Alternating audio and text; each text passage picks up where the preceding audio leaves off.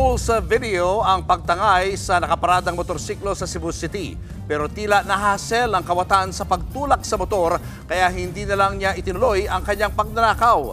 Nasa frontline ng balitang yan ang ating News 5 Visayas correspondent John Aroa exclusive. Umaaligid sa labas ng restaurant sa Cebu City ang lalaking yan nang masapol sa CCTV. Maya-maya, kinalikot niya ang dalawang magkatabing motorsiklo. Makalipas ang ilang minuto, naitulak na ng lalaki ang isa sa mga motor palayo sa kainan. Ayon sa may-ari ng motor, nakalimutan nila itong ilak ng iparada sa labas ng restaurant. Agad nila itong hinanap nang mapansing nawawala hanggang sa makita 100 metro ang layo mula sa restaurant.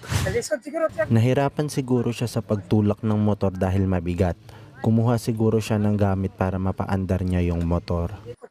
Ibinalik naman ng biktima ang motorsiklo sa lugar kung saan ito nakaparada. Yung suspect, bumalik pa dito at patayo-tayo.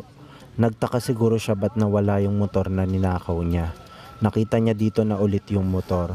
Nagawa pang bumalik ng kawatan sa lugar pero di na tinuloy ang masamang balak. Sa tulong ng mga CCTV, nakilala ang suspect na si alias Baby Ongo.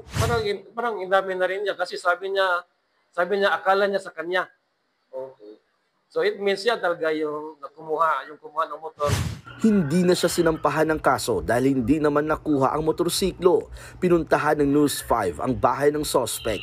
Pero ayon sa kapatid nito, hindi na umuwi si Baby Ongo mula nang mangyari ang pagnanakaw.